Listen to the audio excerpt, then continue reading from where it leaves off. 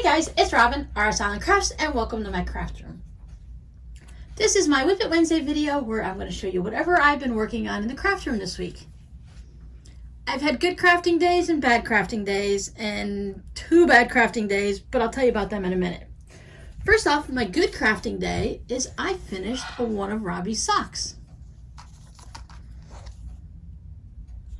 I am still in the same spot. I haven't picked up his other sock, but I wanted to get this one done. So when I was getting really close on Friday and I knew I had a chance of finishing it before showing it to you guys, I recorded this video on Monday ahead of time because you never know how the internet's going to be, you know what I mean? So, and I was just getting ready, so I want to make sure that I finished. Doing the cuff does take me a little bit longer because it's a knit 2, purl 2, and for those of you that knit, I'm doing a twisted rib, so I'm knitting through the back loop on the knit stitches. For anyone else, a twisted rib just means if you have a stitch that normally looks like this, the way I'm doing it is just twist it. I feel that it kind of holds the cuff in a little bit tighter, and yet it's still nice and elastic.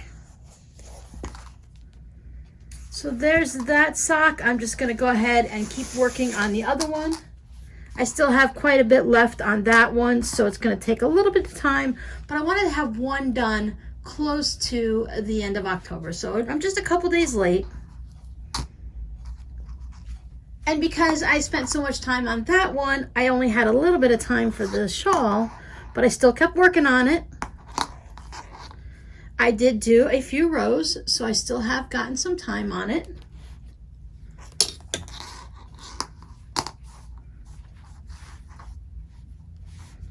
So that's coming along nicely. I don't know how you guys are seeing the color, but my daughter spoiled me. She wanted to make sure that I knew that she really supported me in my YouTube adventure and that this is, this is my job, this is my income and what I'm doing. And she knew I was having problems with my old phone because I didn't have a proper volume on it. I blew out a speaker, so I couldn't do live streams or anything like that. My contract was coming up at the end of the year, so she went ahead and spoiled me ahead of time and went ahead and bought me the new iPhone. The colors for me, everything looks a little bit yellower than normal. Let me know down below if the video looks better to you, or if it looks about the same. I'll be able to tell more when I go through and I edit it. But I know we were getting a really good picture of this yarn before on the old phone. But isn't she just an awesome daughter? I told her, no, I'll wait. And she's like, Mom. And then she just came over to the house and had it. It has a lot of fun features that I haven't figured out yet. There's going to be a lot of different things that we can do with this new setup, and it's going to be fun to explore. The good thing is we're going to be able to, as you know, because it's not just me that's here, because you guys are here too, we're going to be able to start doing some live streams. I have no exact plans, don't know when I'm going to do it. I have to figure it all out still. But that was all that I worked on in the knitting department. I have a little bin over here of the things that I've been working on sewing. So I was playing with the pyramid bags, and I'd already cut this out, so I went ahead and sewed it. This, I believe, was an 8-inch square instead of a 6-inch. It has these fun cats with the cat's going fishing, using his tail as a fishing pole and going fishing in the fishbowl. So I went ahead and made this one up, and then it's got wild and crazy cats on the inside.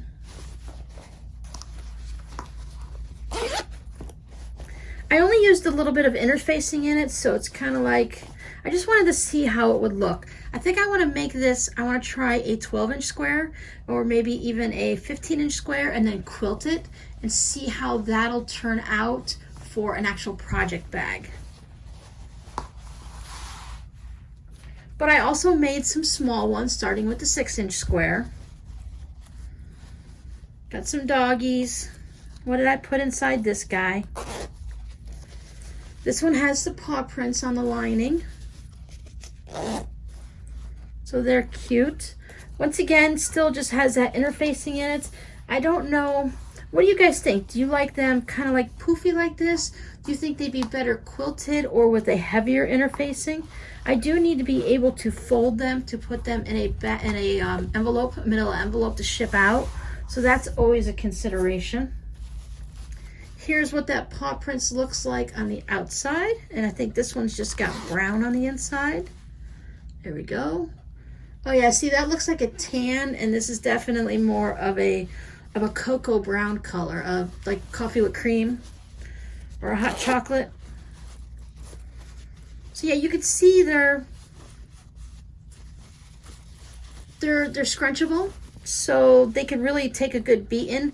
But if you can hang them from your backpack or your bag or something like that, I don't think they will. I mean, they're sturdy and they're gonna last. But do you think they should be firm? Like if I were to make them out of leather, they would be nice and firm and stiff, or out of denim. But should I go ahead and use a stiffer interfacing or quilt them, or do you think as is fine?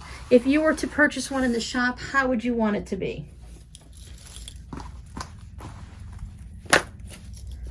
And if you watched last week's tutorial, you already know that I made a bunch of key fobs. All of these things I need to sit down tomorrow, and after I get this video all edited and uploaded for you guys, I'm going to sit down and work on putting all these things in the shop. I need to take photos and do the descriptions and get everything uploaded that way. But I went a little crazy with the key fobs. I think this one might be my favorite. I like this color, and I like this color. I like these more of a jewel tone colored look to them. Of course, there's sparkles, so there's plenty of them. Like I said, they will all get into the shop sometime this week. Hopefully by the time you see this video, they'll already be in there, or you'll start to notice things will start slowly rolling into the shop, because I don't like hold them all back and release them all at once. Just as I get them in the shop, that's when they go live. If I have a picture, I'm going to pop it up here. I did make a custom order bag.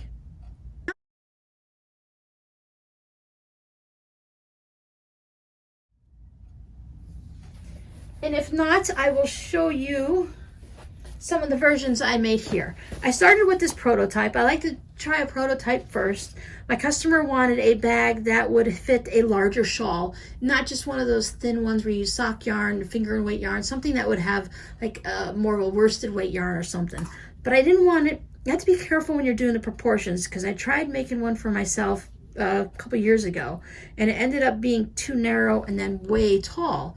And now this time I've got it too wide and not tall enough. So this was my practice one. Has this fun kind of paisley waving look of the fabric with this fun blue shopping fabric. It is definitely too wide.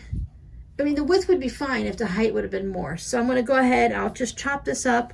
I was thinking I could probably make 2 small drawstring bags out of it. But we'll see. I'll definitely save this fabric. This will not go into the trash heap. It's not anything that I would use myself either. It's just because once you drawstring it up, if that's a verb, when you close that drawstring, you have this kind of poofy little thing that didn't really hold much of a project. I mean, it'd be fine for something small, but I think I'm going to go ahead and chop this up to reuse the fabric. And then I came out with this one. So this one measures, it's, let's say 14 inches wide and about 15 or so inches tall. So this one worked out really good. I was able to, I am working on a worsted weight shawl. It's those big cakes that you can buy at like Michael's and Joann's, and I'm using 2 of them.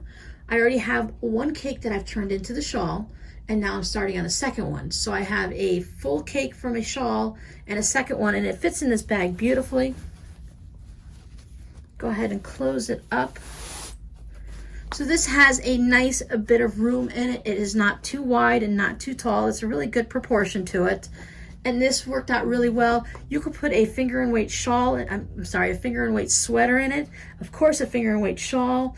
You could put a worsted weight 2 skein shawl in here easily, because as you start working off of that second ball of yarn, your shawl will get bigger, your yarn will get smaller.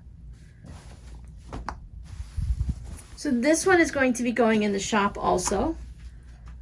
Then we came upon my problem weekend. So I thought Friday, I'm going to go ahead and try to make one of those vinyl window bags. I went and purchased a pattern. It was a downloadable one off Etsy. I'm going to go ahead and try it out.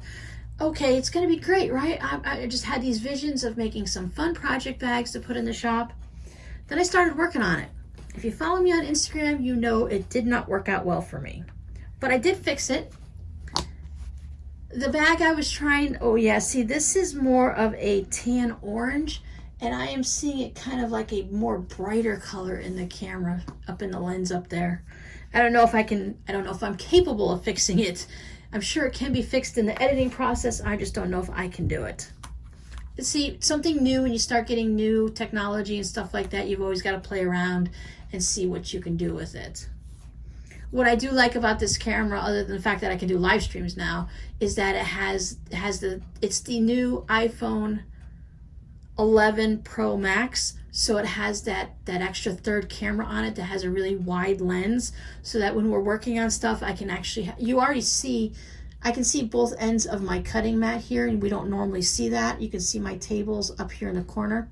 So we're gonna get a wider angle so that when we go out and do stuff, I wanna go outside and go out for walks like my daughter goes for hikes and does videos. I wanna be able to do some of those things also. Plus, working here on the table, if we're working on a bigger square, if I'm working on something, before I had a hard time if it was like a 12.5-inch square. I'd have to show you like this and then move it down like this. Now we can see the whole thing. It's got a much wider angle to it. Anyways, this was supposed to have a zipper top, and it was supposed to have the gusset in the bottom so that it would sit flat like this. Well, I couldn't figure it out. The directions, it was a this and that pattern, and it's one of the ones, if you've been here with me before, you know I was working on this Susie sack. This is a this and that pattern, and I struggled with it. It took me a little bit just to figure out exactly what they were talking about, because they would have this little bit of a sentence, but the thing you had to do was like 3 sentences long, but they'd only give you that little short bit, and you'd have to kind of figure it out. And I'm experienced. I've made lots of bags over the years, and I'm pretty good at figuring things out, but I just struggled with it. I did figure out Susie sack. I ordered another pattern from a different company, and let's see if that helps me figure it out. But until then, I went ahead and just made them with the little vinyl window sill. I put my little snaps in. This is more of a flat project bag for maybe if you're doing some EPP hexagons. Or I was thinking, another one of the reasons I wanted the flat bottom is you could put your tools in here. And when you're going to a class, whether it be a quilting retreat or you can go to a painting class, you can put your nail stuff in there. A lot of people have those the fake fingernails and stuff like that. So I thought those would be good bags for things like that. Well, now this still works for that, but I just wanted one with a gusset so it could stand up like this.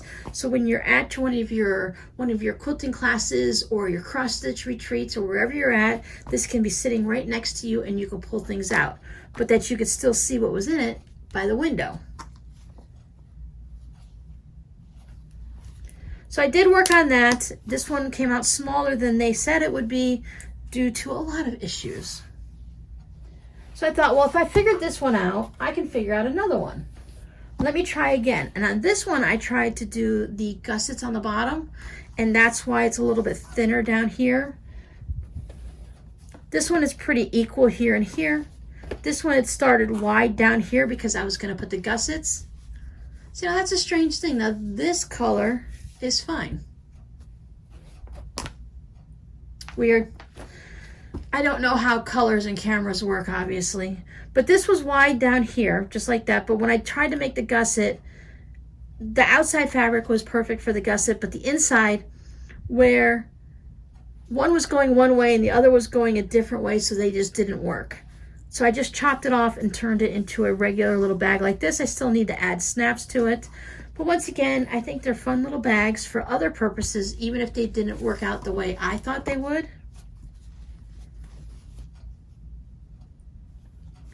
For those of you that are regular bag makers, you make the front here with the vinyl window. You make the lining and the front and the vinyl window all in one piece. And then you have the 2 pieces, your lining and the back, that you have to deal with. And I just could not fathom how they figured out the directions. I Googled for different blogs and stuff like that, but nobody had them. So then I made another one because I wanted one that had more of a fabric on the bottom. I had this fun cow fabric. Look at those cows on the inside. Isn't that fun?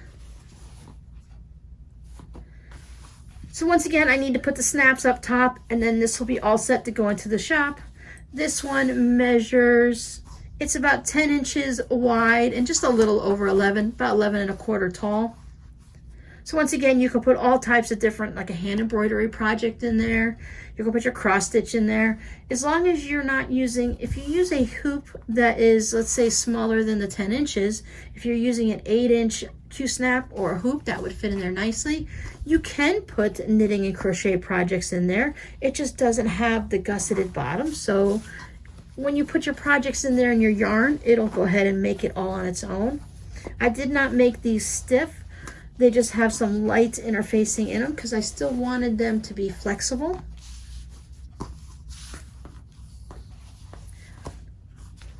So I was playing with these on Friday and Saturday. They took Friday, Saturday, and Sunday. I started with this on Friday, got all brrr. So then I went into Saturday and tried to figure that out, and that didn't work. So I went ahead and made these two on Sunday. So that took up my weekend where I do most of my bag making. But this morning I did cut out fabric for something to work on this week. Now that is all the projects I've worked on. Now we're going to go ahead and get into some of the things that I want to work on this week coming up. All of the fabrics that I'm going to show you are going to become a Susie sack. This is that one that has that little strap that we talked about. I've got all the hardware to make it so it can clip onto something if you want. You can clip it onto like a belt loop or a belt. You can clip it onto a backpack, anything like that. And it just has this little one that stands up and it comes down. It's almost like a popcorn bag. So I pulled out some fun fabrics for it. I am just going to use a simple gray lining for the inside. When you open up this bag, there's very little bit that you actually see in there. I actually have one here I can show you. So I'm going to put the hardware on it like this. So you're going to have the nice little strap that you can hang it from. And when you open it up, you really only see a little bit of the inside, like this one is yellow. So I just have a light gray that I'm using. Now the only thing I have questions for you guys this week. The question I have this time is, does it bother you if any of the bags are unfinished? Now with this bag, they have you just zigzag on the little gusset edges right here. Now I can go ahead and put a binding strip on it, but it's just tucked in there, down, deep down into the corner that you can't really see into there. So for a little bag like this, if I go ahead and zigzag it really well, like I showed you on this one, that's try to match the color. So I would use a gray thread on the ones that I'm working on here and zigzag it up nice and tight so that it won't fray or come apart. Do you think I should put the binding strips on it to cover it so there's no open frayed edges at all? Or do you think that little bit is okay? If I put binding strips on it, it's going to make this part firm.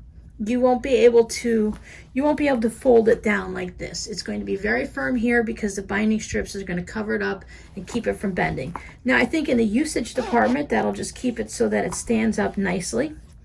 But I don't think that, it won't bother me when I'm shipping it because I can just fold it. I can fold it back like this so that it'll ship flat, so that's not an issue. So just let me know down in the comments, do you think I should put the binding and cover up those raw edges to make it perfectly professionally sealed on the inside, or does that little bit of a zigzag not bother you?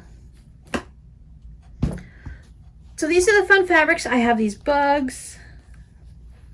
I got going bananas. I thought this one was really pretty. There's some balloons.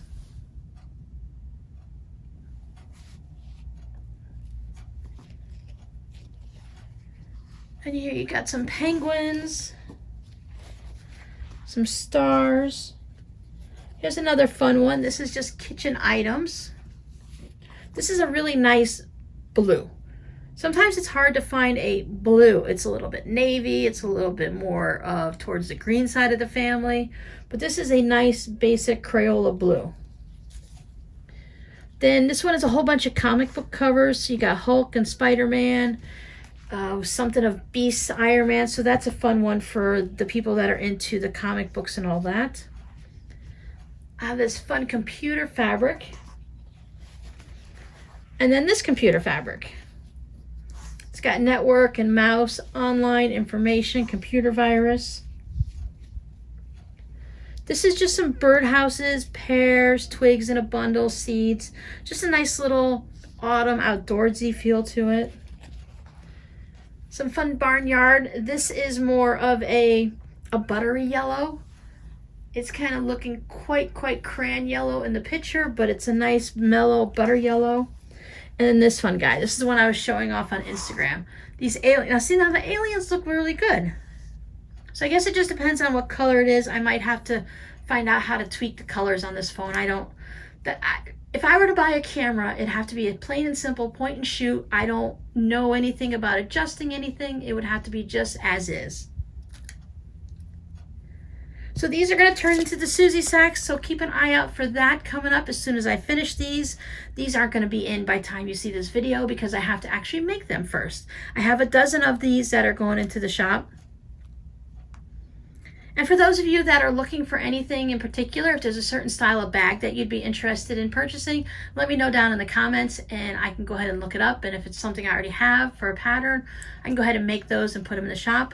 I want to go up to Joann soon and do a little bit of Christmas shopping, but I have 17 other things I have to do first before I can go and pick up some Christmas fabric, because I think it'd be fun to make some Christmas holiday things to go into the shop also.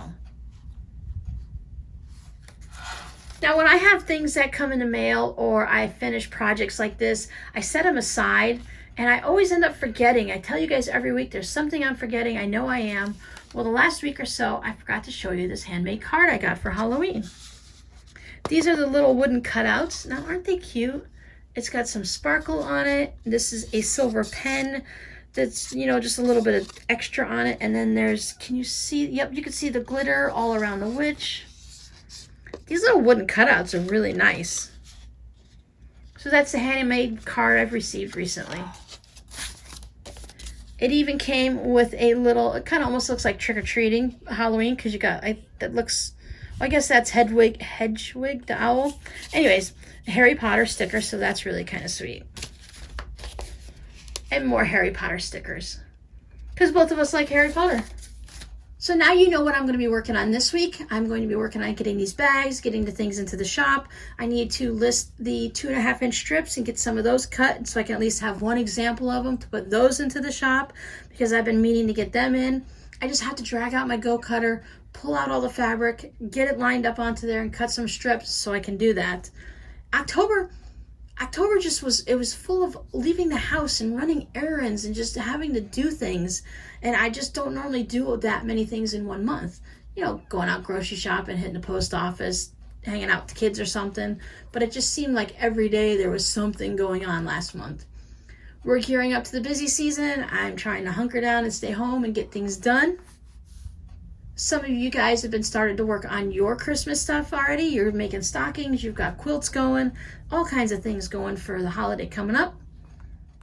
Now here in America, first we've got Thanksgiving to get through, all the big family time and all the food.